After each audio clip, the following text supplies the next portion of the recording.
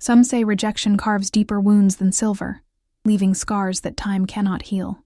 For Alara Matthews, the half-blood Omega with no detectable scent, this truth burned through her veins as she fled into the storm-lashed mountains, tears blurring the treacherous road ahead.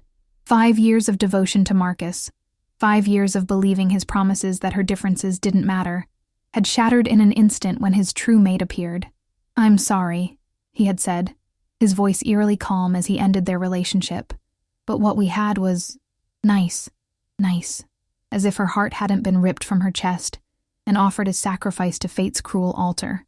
The rain pounded against her windshield, matching the rhythm of her broken heart as she drove blindly upward, away from the whispers that had always followed her, away from a pack that tolerated but never accepted her, away from the bitter truth that in a world where true mates were revered above all else, she would always be second choice, disposable, replaceable.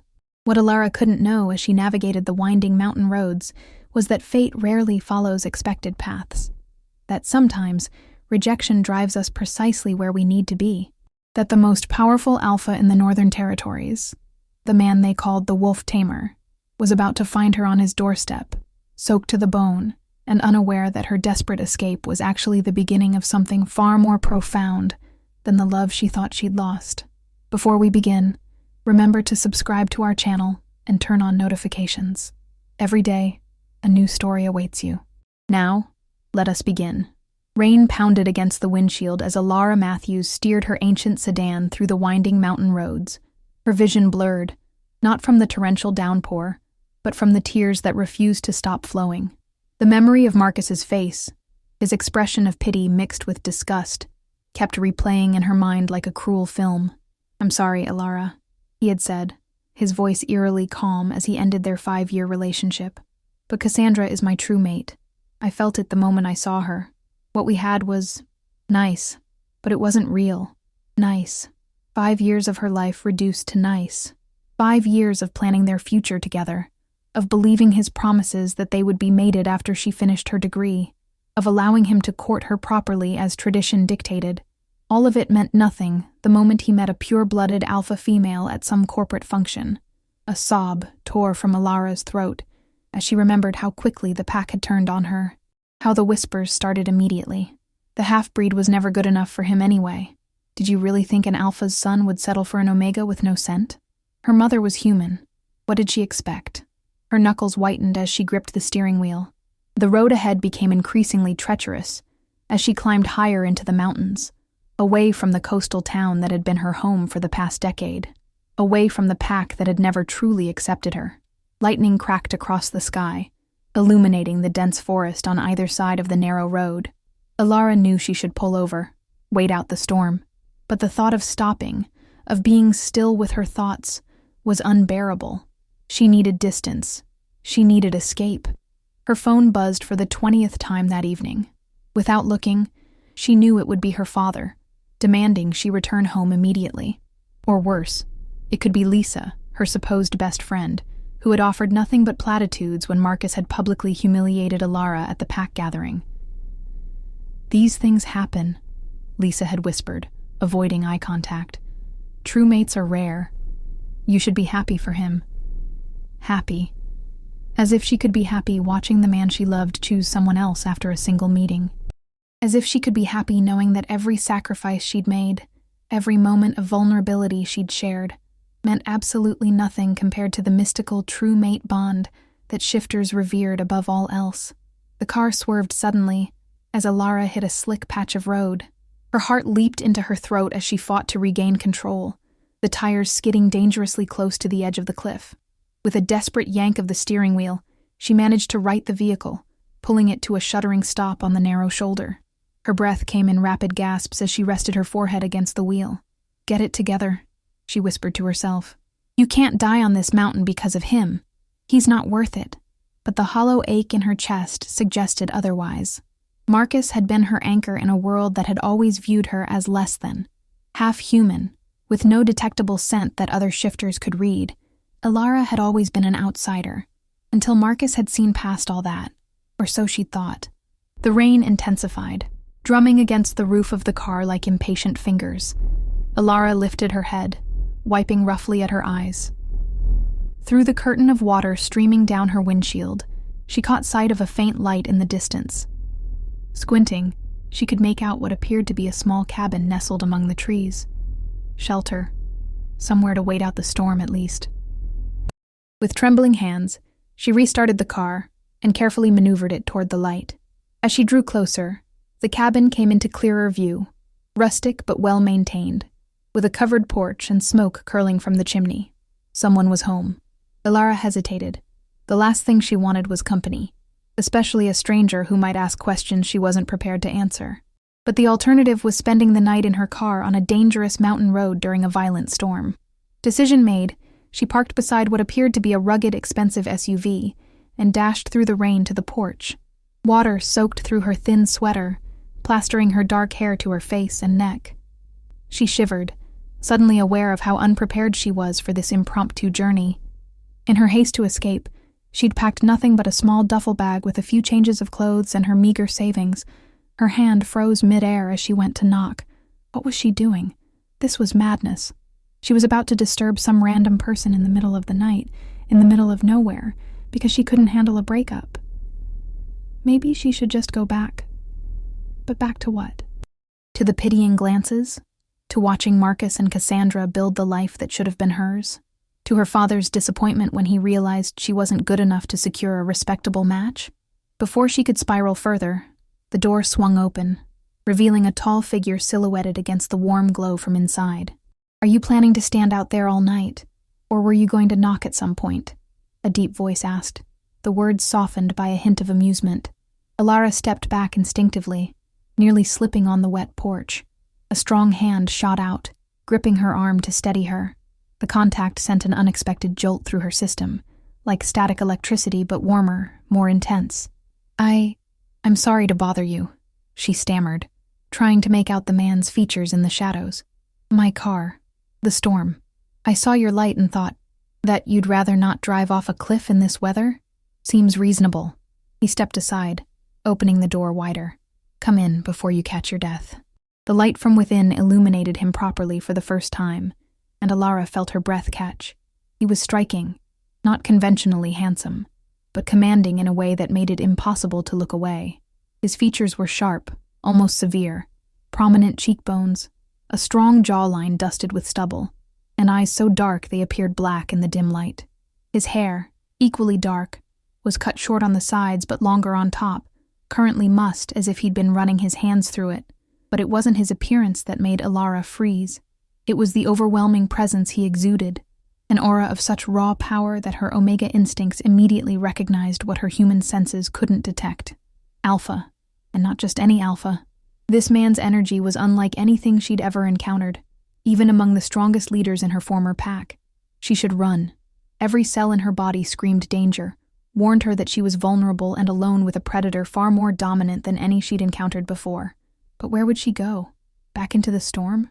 "I don't bite," he said, his mouth quirking slightly. Unless provoked. Elara swallowed hard, forcing herself to move forward into the warmth of the cabin. "Thank you," she managed. "I'll just wait until the storm passes and be on my way." The interior was surprisingly cozy, a stark contrast to the man himself. A fire crackled in a stone hearth, casting dancing shadows across comfortable, well-worn furniture. Bookshelves lined one wall, filled with leather-bound volumes. The space smelled of wood smoke, coffee, and something uniquely masculine that made Elara's pulse quicken. "Take off that wet sweater before you freeze," he instructed, closing the door behind her. "I'll find you something dry." He disappeared down a hallway, leaving Elara standing awkwardly in the middle of the room. She debated ignoring his command. She'd had enough of Alpha's giving her orders. But the logic was sound. Her teeth were already chattering, her clothes soaked through. She peeled off the damp sweater, leaving her in a thin camisole that was only marginally drier. Hugging herself for warmth, she moved closer to the fire, extending her hands toward the flames. "Here." She turned to find the man holding out a large flannel shirt. His eyes flickered briefly over her form before returning to her face with almost deliberate control. "Thank you," she said, accepting the offering and quickly pulling it on. The fabric was soft, well-worn, and carried that same intoxicating scent she'd noticed earlier. It enveloped her like a protective cocoon, simultaneously comforting and disconcerting. "I'm Alara," she offered, feeling the need to fill the silence as she rolled up the 2 long sleeves. "Dominic." He moved to a small kitchenette tucked into one corner of the cabin. "Coffee? Or something stronger?" "Coffee would be nice." Alara watched as he prepared 2 mugs, his movements efficient and precise. The shirt he wore stretched across broad shoulders as he reached for cups from a high cabinet. Despite his casual attire, dark jeans and a simple Henley, there was nothing relaxed about his bearing. Every movement spoke of contained power, of absolute control. "So, Alara," he said, handing her a steaming mug, "what brings you to these mountains in the middle of a storm? Running from something? Or someone?" The question, asked so directly, caught her off guard. She took a sip of coffee to buy time, wincing as the hot liquid burned her tongue. "I'm just passing through," she replied finally, avoiding his penetrating gaze. Dominic leaned against the counter, studying her over the rim of his mug. "Most people who are just passing through check the weather forecast first, and pack more than what I'm guessing is in that small bag you left in your car." Alara stiffened. "I don't see how that's any of your business." A smile played at the corners of his mouth, but it didn't reach his eyes. "It's not. But when a distressed Omega shows up on my doorstep in the middle of the night, my curiosity tends to get the better of me." "How did you—" Alara stopped herself, realization dawning. Of course he knew she was an Omega. Alphas could always tell, even without a scent to confirm it. It was in the way they carried themselves, in subtle biological markers that went beyond mere smell. "It doesn't matter. I'll be gone as soon as the rain stops." Dominic pushed away from the counter, moving to stand near the large window that overlooked the forest. Lightning illuminated the sky, followed almost immediately by a deafening crack of thunder that made Alara jump. "That won't be tonight," he stated, turning back to face her. "The storm's only getting worse. The road down the mountain will be impassable by now." Panic fluttered in Alara's chest. "I can't stay here. You don't have much choice." His tone was matter-of-fact, brooking no argument. "Unless you prefer taking your chances with the floodwaters and fallen trees." She set her mug down with more force than intended, coffee sloshing over the rim. "You don't understand. I need to keep moving. I need to get away from—" She cut herself off, pressing her lips together. "From the Alpha who hurt you?" Dominic supplied, his expression unreadable. Alara's eyes widened. "How did you—" "Your eyes are swollen from crying. You're running away in the middle of the night with barely any possessions, and you flinch every time I move too quickly, as if expecting aggression." He took a step closer, his voice softening slightly. "It doesn't take a genius to put the pieces together." She looked away, embarrassed by how transparent her pain must be. "It's not what you think. He didn't hurt me. Not physically. Some wounds don't need to be physical to be devastating." Something in his tone made her look up, meeting his gaze directly for the first time. There was knowledge there, an understanding that suggested personal experience with the kind of pain she was feeling. The moment stretched between them, taut with unspoken recognition.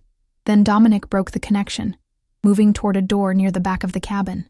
"You can take the bedroom," he said, his tone once again neutral. "I'll sleep out here." "I couldn't possibly—" "It's not up for debate." There was that alpha command again, reflexive and absolute. But then, as if catching himself, he added more gently, "Please, you need rest more than I do." Alara wanted to argue, to assert what little independence she had left, but exhaustion was rapidly overtaking her. The emotional toll of the day, combined with hours of driving through treacherous conditions, had left her drained. "Thank you," she conceded. "Just for tonight. I'll be gone in the morning." Dominic nodded, though something in his expression suggested he doubted her statement. "The bathroom's through there if you need it." He indicated a door adjacent to the bedroom. "There are extra blankets in the chest at the foot of the bed." Alara gathered her duffel from where she'd dropped it by the door and made her way to the bedroom. It was as warm and inviting as the rest of the cabin. A large bed with a handmade quilt, a sturdy dresser, and another bookshelf laden with well-read volumes.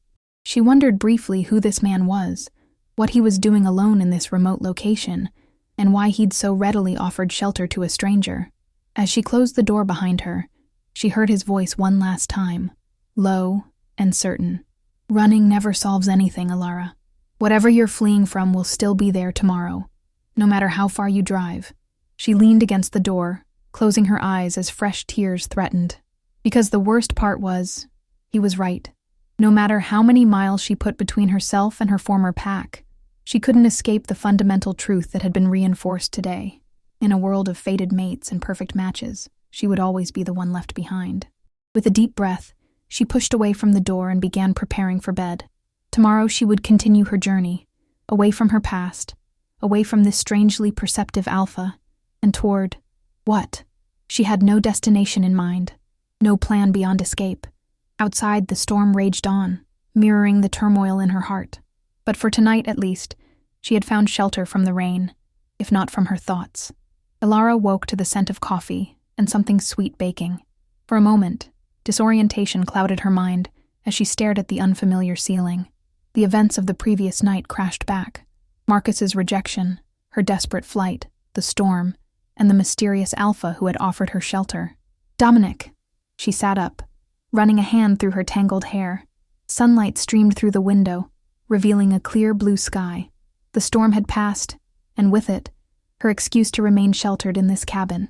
After a quick trip to the bathroom, where she did her best to make herself presentable with limited resources, Elara steeled herself to face her host.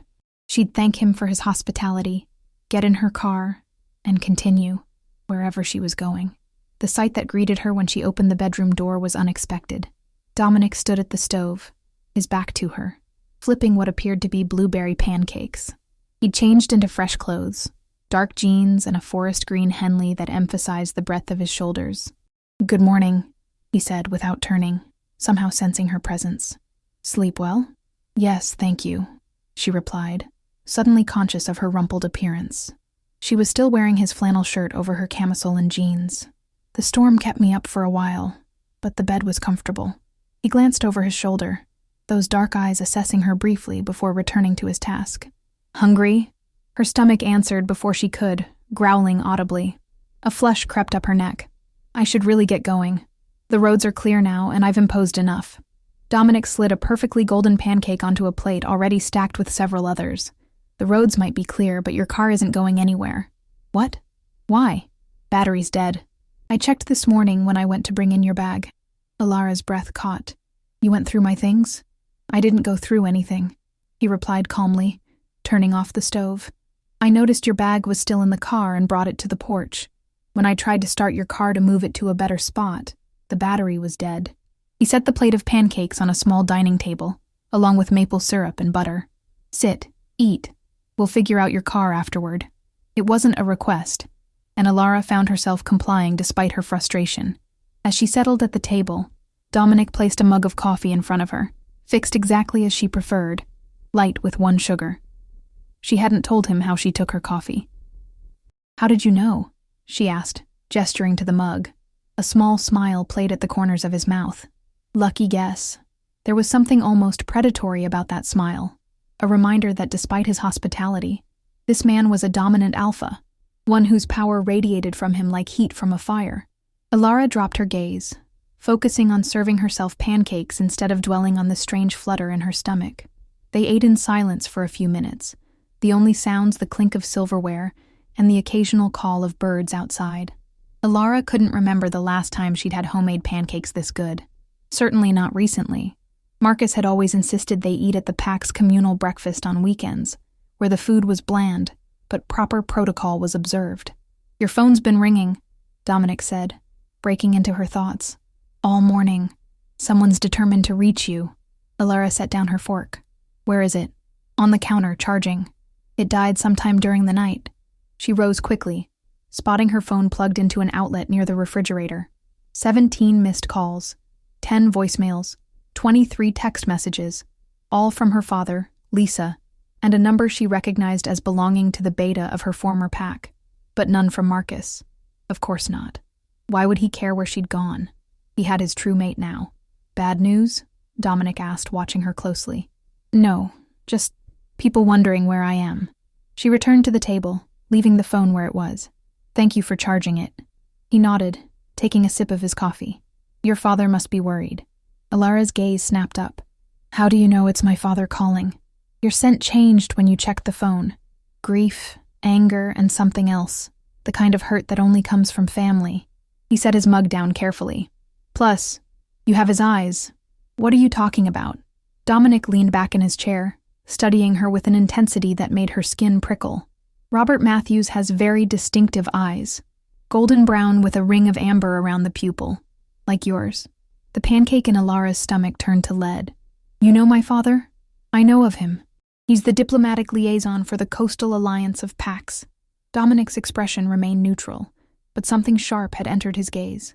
Which makes you the half-blood daughter of Robert Matthews and his human mate, Helen, the one who disappeared after his mate's death. Alara pushed her plate away, appetite gone. You knew who I was last night.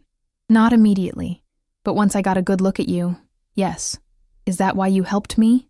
Because of who my father is? A flash of something, annoyance perhaps, crossed his features. I helped you because you were a lone Omega caught in a dangerous storm. Your lineage had nothing to do with it. She wasn't convinced. Her father's position made her a useful pawn in pack politics, despite her mixed blood status.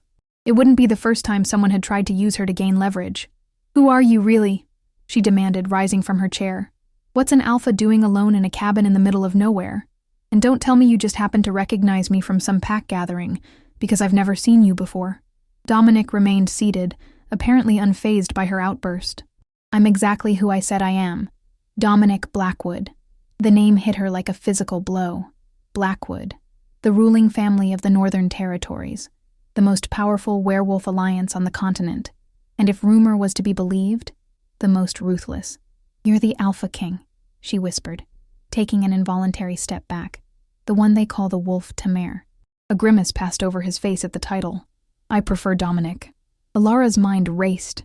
The Alpha King of the Northern Territories was notorious for his brutal efficiency in dealing with rogues and challengers. Stories of his strength and cunning were told in hushed whispers throughout the shifter world.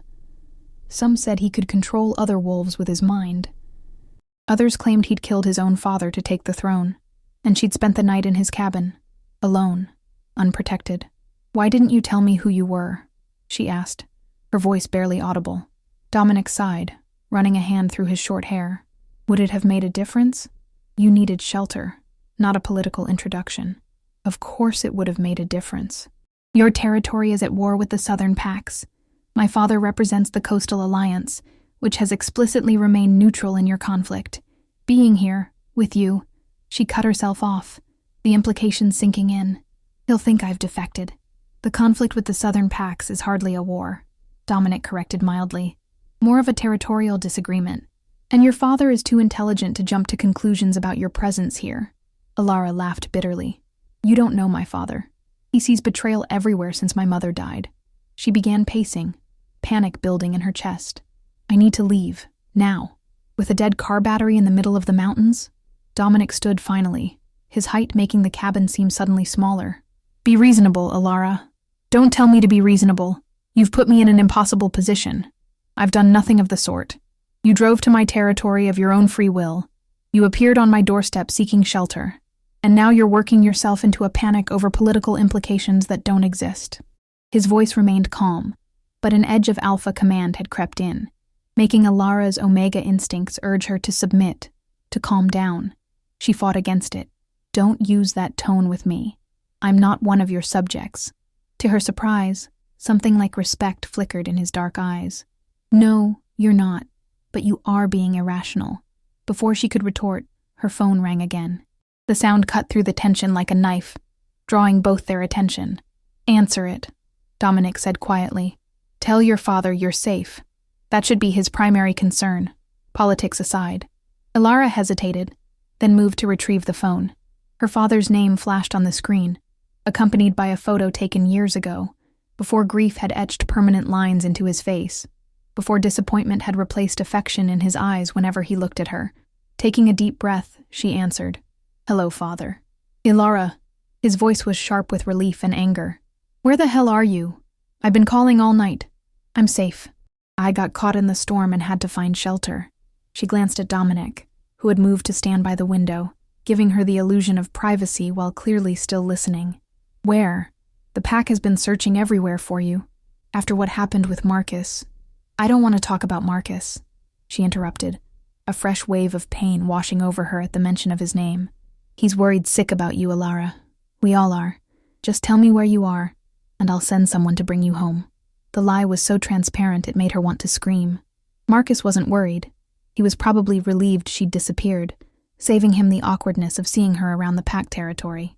"I'm not coming home," she said, surprising herself with the firmness in her voice. "I needed space, so I drove up to the mountains. My car battery died, but I'll get it fixed and be on my way." "The mountains?" Her father's voice changed, growing wary. "Which mountains exactly?" Alara closed her eyes, knowing the answer would only escalate the situation. "The Northern Range." Silence, then an explosive. "That's Blackwood territory. Have you lost your mind?" "Turn around immediately. If you're stopped by his patrols—" "It's a bit late for that warning," Dominic cut in, moving to stand beside Alara and speaking loudly enough to be heard through the phone. "Good morning, Robert. Your daughter is quite safe, I assure you." The silence that followed was deafening. When her father spoke again, his voice was ice. "Put my daughter on a video call. Now." Dominic raised an eyebrow at Alara, who reluctantly switched to video.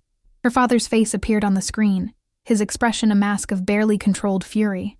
"What have you done?" he demanded, though it wasn't clear if he was addressing her or Dominic. "Nothing that warrants that tone," Dominic replied, his own voice cooling considerably. "Your daughter sought shelter during the storm. I provided it. There's no political conspiracy at play." Robert Matthews's eyes narrowed. "Forgive me if I find it hard to believe the Alpha King happens to stumble upon my daughter by coincidence, just days after the Coastal Alliance's vote on whether to support your territorial claims." "Father, please," Alara interjected. It was exactly as he said. "I had no idea whose cabin this was until this morning." Her father's attention shifted to her, his expression softening slightly. "Come home, Alara. Whatever happened with Marcus, we can work through it. You belong with your pack." The words should have been comforting. Instead, they felt like chains. "My pack?" she echoed. "The same pack that's been whispering behind my back for years? That calls me half-breed when they think I can't hear? That looked at me with pity and relief when Marcus left me for his true mate? Alara, no." She shook her head, surprising herself with the conviction in her voice. "I'm not coming back. Not yet. I need time to figure out what I want." Her father's face hardened. "This isn't about what you want. It's about your responsibility to your family and your pack, especially now, with tensions so high." "That's enough," Dominic interrupted, his voice carrying the unmistakable weight of Alpha Command, even through the phone. "Your daughter is a grown woman, not a political asset. She'll return when she's ready, and not before." "You have no right." "She's on my territory, under my protection," Dominic stated, each word deliberate and final. "She will come to no harm here. You have my word as Alpha King." The implications of that statement weren't lost on anyone. The Wolf Tamir was claiming temporary responsibility for Alara, a diplomatic gesture that couldn't be refused without grave insult. Her father's jaw worked as he visibly fought to control his temper. 3 days, he said finally. "I want her home in 3 days, or we'll consider this an act of aggression against the Coastal Alliance." Before either of them could respond, he ended the call. Alara lowered the phone slowly, her hands trembling. "I'm sorry," she whispered. "He had no right to threaten you like that." Dominic's expression was unreadable as he moved away from her, back toward the window. "Your father is worried. People say things they don't mean when they're afraid for those they love." "Love?" Alara gave a bitter laugh.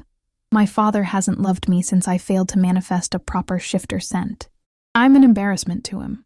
A half-human daughter who can't even secure a mating with a mid-level alpha, let alone someone worthy of our family's status."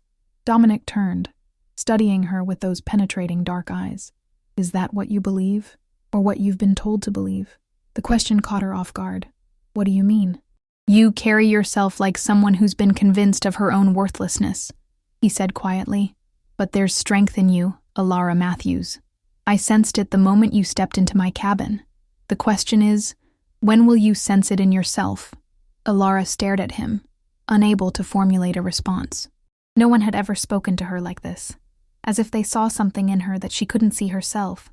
Before she could gather her thoughts, Dominic was moving toward the door, grabbing a jacket from a hook on the wall.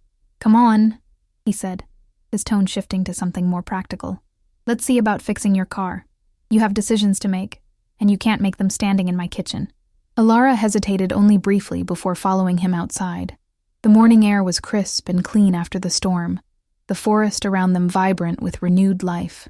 As she watched the Alpha King stride purposefully toward her dilapidated sedan, she couldn't shake the feeling that something fundamental had shifted during their brief encounter, something that couldn't be undone. 3 days, her father had said. 3 days before this temporary sanctuary would become a diplomatic battlefield. 3 days to decide whether to return to the life she'd known, with all its limitations and disappointments, or to step into the unknown. 3 days to discover if Dominic Blackwood, the feared Alpha King, was the monster of legend, or something else entirely, and why the thought of leaving his territory filled her with inexplicable dread. The car battery wasn't the only problem. As Dominic leaned over the engine of Alara's ancient sedan, his expression grew increasingly grim. "Your timing belt is hanging by a thread," he said, wiping his hands on a rag, "and your radiator has a crack. I'm surprised you made it up the mountain at all." Alara groaned, leaning against the car door. "How bad is it?" "Bad enough that you won't be driving anywhere for at least a week, maybe longer. Parts for this model will need to be special ordered." "A week?" A panic fluttered in her chest. "But my father will have to accept the situation." Dominic closed the hood with finality. "Unless you'd prefer I call in a helicopter to evacuate you from my dangerous territory." The sarcasm in his tone made her bristle. "Don't mock me, this isn't a joke." "No," he agreed, his expression softening slightly. "It's not. But neither is it the diplomatic crisis your father imagines." He gestured toward a path leading away from the cabin. "Walk with me." It wasn't quite a command, but Alara found herself following nonetheless, curiosity overriding her frustration. The path wound through towering pines, dappled sunlight breaking through the canopy above. After the rain, everything smelled intensely alive: rich earth, fragrant needles, and the clean mountain air. "My father won't wait a week," she said, after they'd walked in silence for several minutes. "He'll send someone for me." "He can try," Dominic replied mildly. "But entrance to my territory requires permission, especially this deep into the mountains. The roads are monitored, so I'm trapped here." He stopped abruptly, turning to face her. "Is that how you see it? As imprisonment?" Alara met his gaze, surprised by the intensity in his dark eyes. "I don't know how to see it. Yesterday I was running away from a broken heart. Today I'm caught in a territorial dispute between powerful alphas." "You're not caught in anything," Dominic said. "You're simply paused." "Paused?" He resumed walking, his pace slower now. "Sometimes the universe forces us to stop when we're heading in the wrong direction. It gives us time to reconsider our path." "That's very philosophical for someone known as the Wolf Tamer," Alara remarked dryly. A fleeting smile crossed his face. "Would you prefer I lived up to my reputation? Perhaps prowl around snarling and intimidating the local wildlife?" Despite herself, Alara laughed. "No, I suppose not." They emerged from the trees into a small clearing dominated by a crystal-clear lake. Mountains reflected perfectly on its surface, creating a mirror image so perfect it was hard to tell where reality ended and reflection began. "This is beautiful," Alara breathed, momentarily forgetting her troubles. "I come here to think," Dominic said, moving to sit on a large, flat rock near the water's edge. "When the responsibilities of leadership become overwhelming." Alara joined him, keeping a respectable distance. "Is that why you're here in this cabin instead of your territory's capital? To escape the pressure?" "Something like that." His gaze remained fixed on the distant mountains. "Leadership requires occasional solitude, time to hear one's own thoughts without the noise of advisors and courtiers." "I can understand that," Alara said softly, needing space to think. Dominic glanced at her, something unreadable in his expression. "Your father mentioned what happened with Marcus. He found his true mate?" The question reopened the wound she'd been trying to ignore. "Yes, a pure-blooded alpha female named Cassandra. 1 look and 5 years with me meant nothing. True mate bonds are rare," Dominic said. "Many go their entire lives without experiencing one." "Is that supposed to make me feel better?" Alara asked bitterly. "That I'm not special enough to be anyone's true mate? That's not what I meant, isn't it?" She stood abruptly, pacing along the shoreline.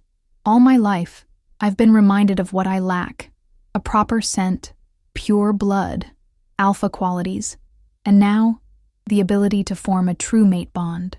She laughed, the sound hollow even to her own ears. Marcus was settling for me. Everyone knew it but me.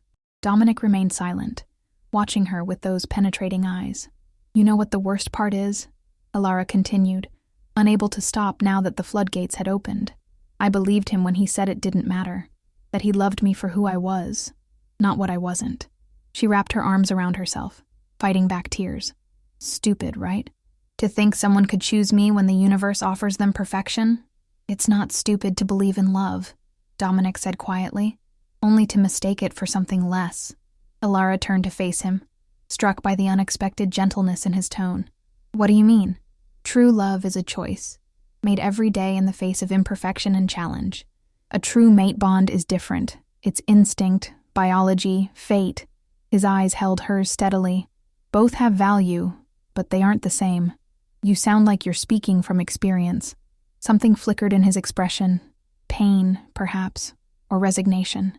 I've seen both kinds of connections, and I've seen how easily people confuse one for the other.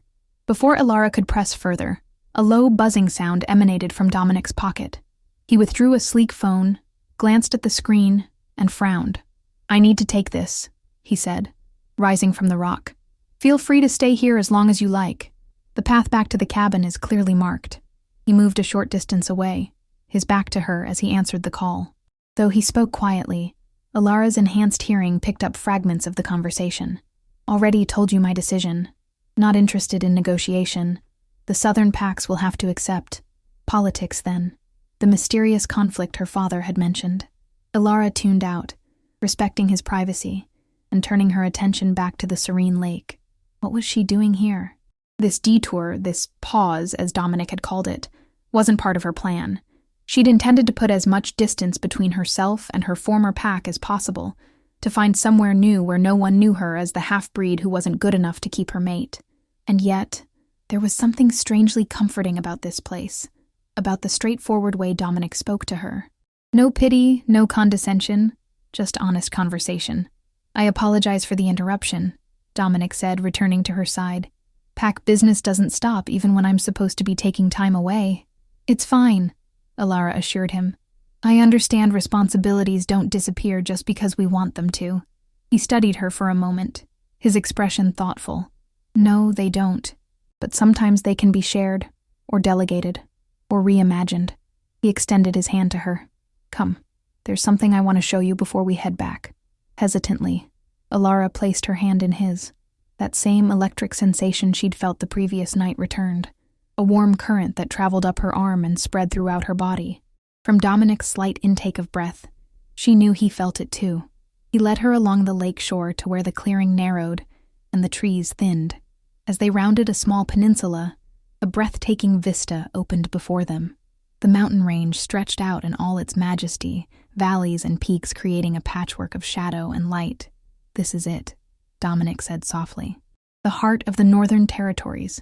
My responsibility, my burden, my joy.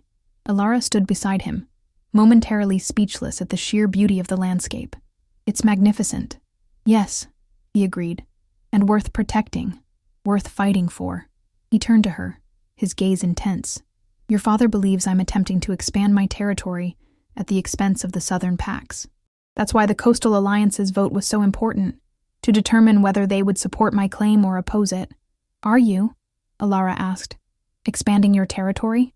I'm reclaiming what was stolen generations ago, Dominic corrected. Land that has always belonged to the Northern Pax, taken during a time of weakness and held illegitimately since. And you need this land? Even with all this, she gestured to the vast wilderness before them. Need? Dominic considered the question. Perhaps not in the way you mean, but the land I seek contains sacred sites important to my people's history and culture. And more practically, it includes several valleys with unique plants used in traditional medicines. Alara hadn't expected such a straightforward answer. The wolf tamer's reputation suggested ruthless ambition, not cultural preservation. My father believes you want to establish dominance over all the territories, she said carefully, that you're using this boundary dispute as a first step toward total control. Dominic's jaw tightened. Your father, like many others, finds it easier to believe in monsters than in principled leaders with different priorities. And what are your priorities, Alpha King? The formal title slipped out before she could stop it. He looked at her for a long moment, something shifting in his dark eyes. Peace, prosperity for my people, preservation of our traditions. His voice dropped lower, and lately, finding what I've been missing. The intensity in his gaze made Alara's heart race. She looked away, unsure how to respond to the sudden intimacy of the moment. We should head back, she said finally. It'll be dark soon. Dominic nodded, though something like disappointment flickered across his features. Of course. They walked in companionable silence, following the path back through the forest. As the cabin came into view, Alara noticed a sleek black SUV parked beside her own car. You have a visitor, she observed. Not a visitor, Dominic corrected, his expression hardening. My beta, Caleb. He wouldn't come unless it was urgent. A tall man with sandy hair stood on the porch, his posture military straight. When he caught sight of them emerging from the trees, his neutral expression gave way to surprise, then careful blankness. Alpha, he greeted, bowing his head respectfully. His gaze slid to Alara, assessing her with sharp blue eyes. I didn't realize you had company. Alara, this is Caleb Winters, my beta and right hand, Dominic said, his tone formal. Caleb, this is Alara Matthews. Recognition dawned on Caleb's face. Robert Matthews's daughter? The same, Dominic confirmed before Alara could speak. Her car broke down nearby during the storm. She'll be staying until repairs can be arranged. Caleb's expression remained carefully neutral, but Alara could sense his unease. I see. May I speak with you privately, Alpha? It's a matter of some urgency. Dominic nodded. Alara, would you mind giving us a moment? Of course, she replied, moving toward the cabin door. I'll wait inside. As she entered the cabin, she caught Caleb's voice, pitched low but audible to her enhanced hearing. Alpha, is this wise? With the vote so recently concluded? I know what I'm doing, Caleb, Dominic interrupted, his tone brooking no argument. Now, what was so urgent it couldn't wait until my return? Alara moved deeper into the cabin, away from the conversation. It wasn't her place to eavesdrop, no matter how curious she might be about the political situation she'd inadvertently stepped into. She busied herself in the kitchen, putting on coffee and tidying up their breakfast dishes. The domesticity of the task was oddly comforting after the emotional roller coaster of the past 24 hours. Nearly 30 minutes passed before the door opened again. Dominic entered alone, his expression grim. Everything all right? Alara asked, setting down the dish towel she'd been using. Nothing for you to worry about, he replied, though the tension in his shoulders suggested otherwise. Caleb is heading back to the capital. He'll arrange for a mechanic to come look at your car tomorrow. Thank you, Alara said, genuinely appreciative. And thank you for showing me the lake. It was exactly what I needed today. Dominic's expression softened slightly. I'm glad. He moved to the kitchen counter, accepting the mug of coffee she offered. Caleb brought some news I need to consider. Would you mind if we had a quiet evening? I have some thinking to do. Of course, Alara replied, trying to ignore the pang of disappointment. She'd grown oddly comfortable in his company, despite who he was. I have a book in my bag I've been meaning to finish anyway. Dominic nodded, his thoughts clearly elsewhere. He retreated to a small desk in the corner of the main room, spreading out papers Caleb had apparently brought. Alara settled on the couch with her novel, but found herself unable to focus on the words. Instead, her attention kept drifting to Dominic, watching the play of emotions across his face as he read whatever documents lay before him. The Wolf Tamar, the Alpha King, the most feared shifter in the Northern Territories. Yet here he was, frowning at papers and running a hand through his short hair in obvious frustration, looking remarkably human. As if sensing her gaze, he glanced up, catching her watching him. Instead of the irritation she expected, a small smile played at the corners of his mouth. See something interesting? He asked, his tone lighter than it had been since Caleb's arrival. Alara felt heat rise to her cheeks. Sorry, I was just thinking that you're nothing like the stories. Disappointed? His eyebrow arched in amusement. Relieved, she admitted honestly. I prefer you without the fangs and claws the legends describe. Dominic's smile widened, transforming his austere features into something genuinely warm. I save those for special occasions. The easy banter between them felt strangely natural, as if they'd known each other far longer than a day. Alara returned his smile, then forced herself to look back at her book, uncomfortably aware of how quickly she was becoming attached to this man, This Alpha, who represented everything she'd been running from. As night fell, and the cabin grew dark save for the lamps they'd lit, Alara found herself yawning. The emotional toll of the past 2 days was catching up with her. "You should get some rest," Dominic said, noticing her fatigue. "Take the bedroom again. I'll sleep out here." "I can't keep taking your bed," Alara protested. "The couch is fine for me." "The couch is too short for me," he countered reasonably. "And my mother raised me better than to make a guest sleep on it." Alara wanted to argue further, but another yawn overtook her. "All right, but only because I'm too tired to fight about it." As she gathered her things and headed toward the bedroom, Dominic's voice stopped her. "Alara." She turned, finding him watching her with an expression she couldn't quite decipher. "Yes? Whatever happens with your car, with your father, with everything else," he said carefully, "know that you're welcome here, for as long as you need." The sincerity in his voice made her throat tighten unexpectedly. "Thank you," she managed. "Good night, Dominic." "Good night, Alara." As she closed the bedroom door behind her, Alara leaned against it, her heart racing inexplicably. She'd known this man for barely a day, yet something about him called to her on a level she couldn't explain, something that made her feel simultaneously safer and more alive than she'd ever felt before. It was ridiculous, of course. He was the Alpha King, embroiled in territorial disputes and pack politics.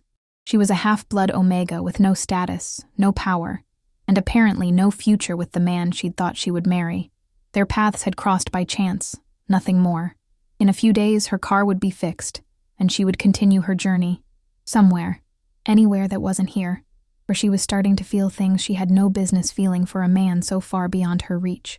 Yet as she climbed into bed, breathing in the faint scent of pine and cedar that clung to the sheets, his scent, Alara couldn't help but wonder if their meeting had truly been chance, or something else entirely. Something like the fate that had drawn Marcus to Cassandra, unexpected and irresistible. She pushed the thought away firmly. She'd had enough of fate and its cruel tricks. Whatever this strange connection was between her and Dominic, it wasn't that. It couldn't be.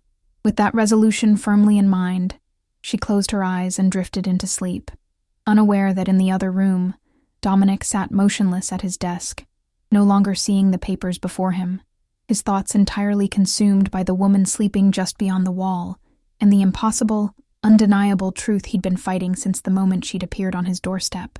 Alara woke to the sound of voices, low, urgent, and unmistakably tense.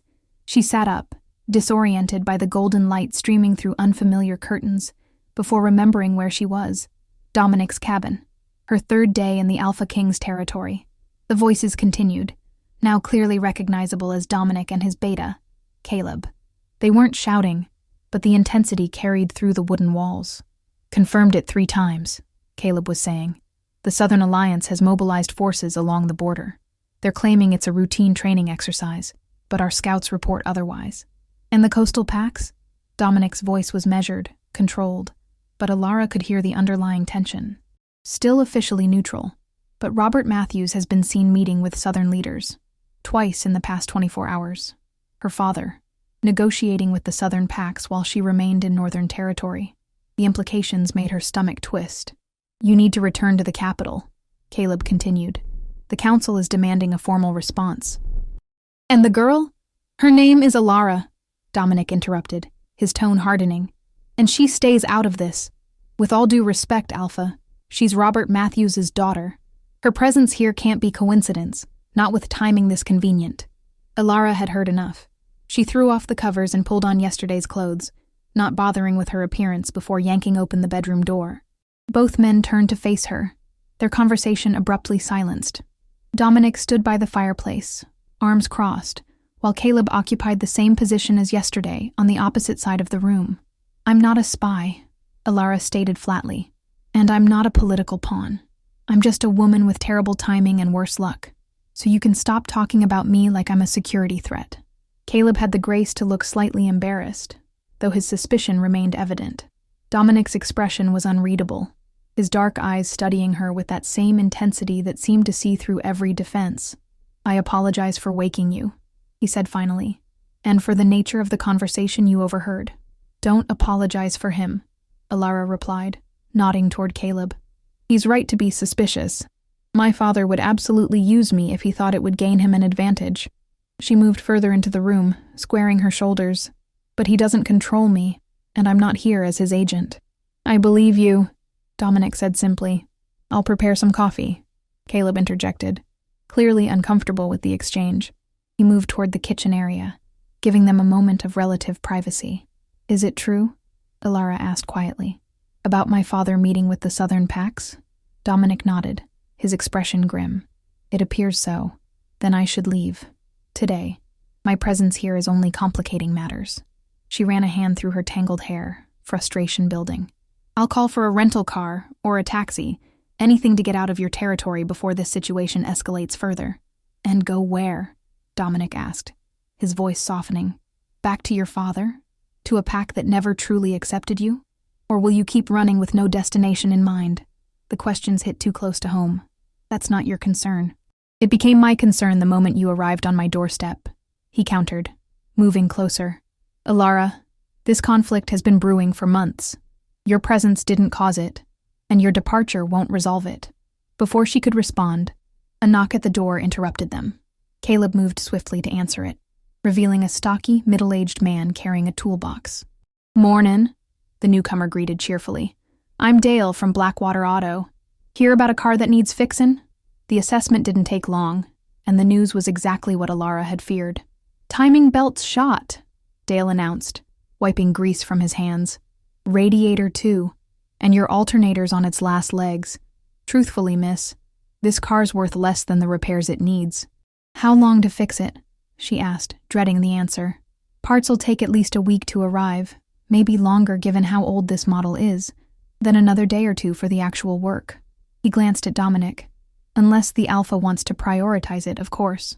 Standard procedure is fine, Dominic said neutrally. No special treatment necessary. Dale nodded. Right then.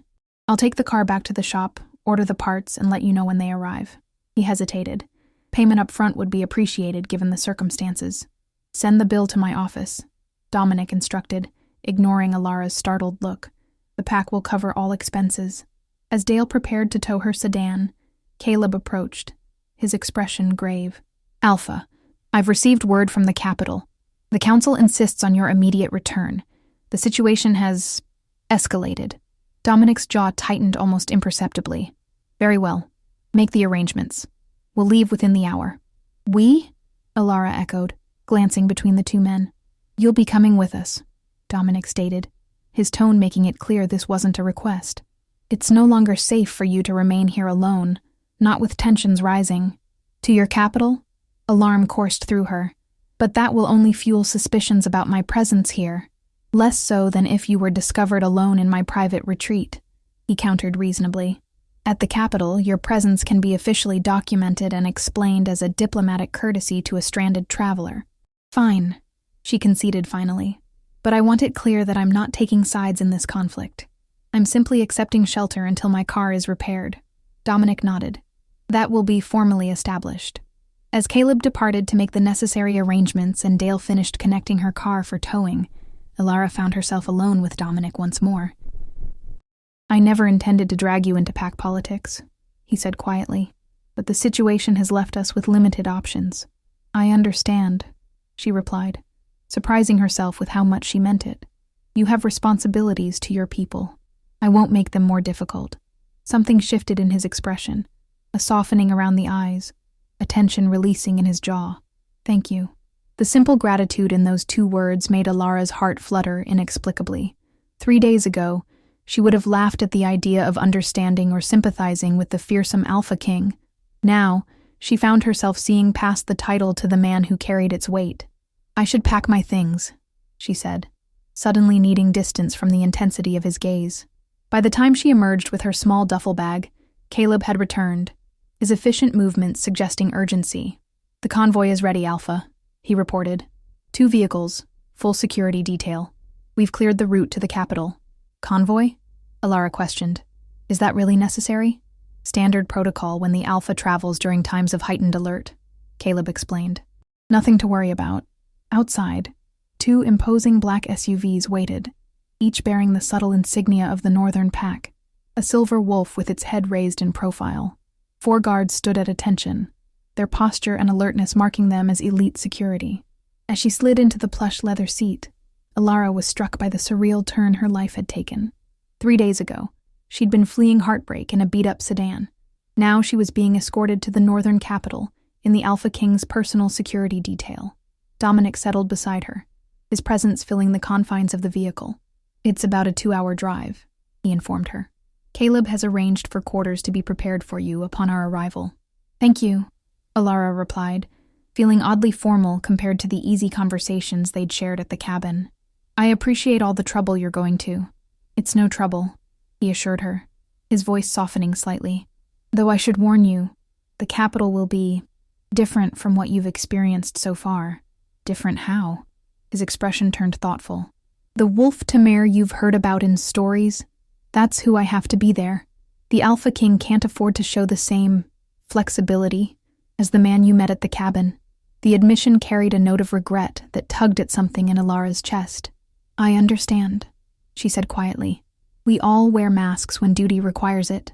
Dominic studied her for a long moment, something unreadable flickering in his dark eyes. "Yes," he agreed finally, "but some masks become harder to remove the longer we wear them." The convoy began to move, tires crunching on the gravel driveway before finding purchase on the smooth mountain road. Alara watched through the tinted windows as the cabin receded into the distance. 30 minutes into their journey, Dominic's phone rang. His expression darkened as he listened to the caller. "When?" he asked, his voice shifting to the commanding tone she'd rarely heard during their time at the cabin. "How many?" Another pause. "Double the perimeter patrols. No engagement unless directly threatened." He ended the call, his jaw clenched tight. "What's happened?" Alara asked, concern overriding her hesitation. "Southern forces have crossed into the disputed territory," he replied grimly. "A training exercise that conveniently ignores established boundaries. Is it an invasion?" "Not technically. The area is contested. Both sides claim it." He glanced at her, his expression softening slightly. "But the timing is deliberate. A show of force while the Coastal Alliance debates whose claim to support."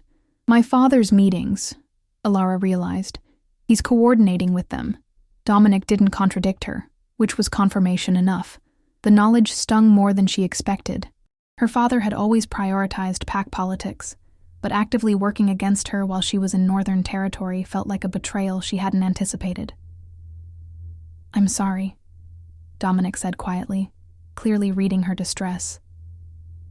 "Family complications are difficult." Something in his tone suggested personal experience. "Do you have family?" she asked, realizing how little she knew about him beyond his title. A shadow passed over his features. "A younger sister. Our parents died when I was 22. I became Alpha sooner than anyone expected." "That must have been hard," she offered, understanding better now the weight he carried. "It was necessary," he replied simply. Then, after a pause, "My sister Elena will likely be one of the first people you meet at the capital. She's protective." "Of you?" Alara couldn't help but smile at the thought of the fearsome Alpha King needing protection. "Of our family's reputation," he clarified, though a hint of amusement flickered in his eyes. "She takes her role as first sister very seriously. Should I be worried?" Dominic considered the question. "Be honest with her. Elena respects directness, even when she disagrees." The landscape outside was changing, forests giving way to rolling hills, dotted with small settlements. Each community they passed showed signs of Northern Pack influence, the distinctive architecture, the silver wolf emblem displayed prominently, the respectful way people paused as the Alpha's convoy passed. "Your territory is beautiful," Alara commented, genuinely impressed by the prosperity evident even in the smallest villages. "It's taken years to rebuild," Dominic replied, pride evident in his voice. "When my father died, much of the Northern Alliance was struggling. Divided leadership, economic hardship, border disputes." His expression grew distant. "Uniting them wasn't easy." "The Wolf Tamer," Alara murmured, finally understanding the origin of the fearsome title. "A name given by my enemies," he confirmed, "but useful in its way. Fear can be as effective as respect, at least initially. And now? Now we have both," he said simply. "Most of my people understand that everything I've done, every difficult decision, every harsh judgment, has been to secure their future. The conviction in his voice made something shift in Alara's perception of him. This wasn't a power-hungry tyrant, as rumor had painted him. This was a leader who had inherited a broken alliance and forged it into something strong, whatever the personal cost. The disputed territory, she ventured. Is it truly about sacred sites and medicinal plants, as you said? Dominic glanced at her, surprise briefly crossing his features. You remembered. Of course. He nodded slowly. Those reasons are genuine. But there's more. He hesitated, as if weighing how much to share. The southern packs have been harassing smaller communities along the border for years, demanding tribute, restricting movement, occasionally abducting young shifters with promising abilities. That's horrible, Alara said, genuinely shocked. Her father had never mentioned any of this. It is, and it's why I've pushed to reclaim the territory, to create a buffer zone protecting those communities. His expression hardened. But the Southern Alliance has powerful allies and a persuasive propaganda machine. They've convinced many, including the coastal packs, that I'm the aggressor. The revelation threw everything Alara had heard about the conflict into a new light. If Dominic was telling the truth, and something in her core believed he was, then her father and the Coastal Alliance were supporting the wrong side. Before she could respond, the vehicle slowed, and Alara caught her first glimpse of the northern capital in the distance. Northaven rose from the valley floor like something from a fairy tale. Ancient stone buildings interspersed with modern structures, all arranged in concentric circles around a massive central complex. Welcome to Northaven, Dominic said, watching her reaction carefully.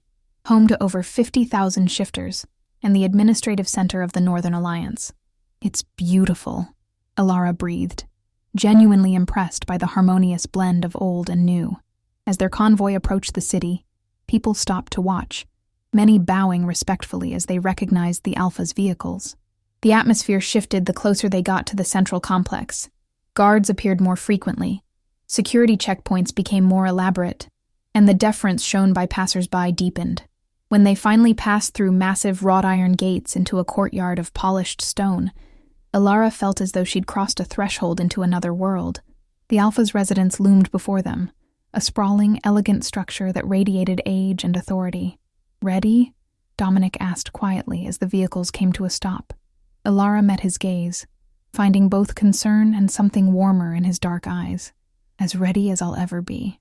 He nodded, offering a small smile that seemed meant only for her. Remember, no matter what happens in there, what you see or hear, you're under my protection. No harm will come to you while you're in my territory. The promise carried weight beyond the words themselves, a personal vow rather than a diplomatic assurance. Alara nodded, drawing a deep breath as Caleb opened the door, allowing the first glimpse of her new reality to unfold. The Alpha King had brought her home. Now she would discover exactly what that meant. If you enjoyed this story, a like or comment really helps. And if you wish to hear more tales like this one, make sure you subscribe so you never miss the next tale.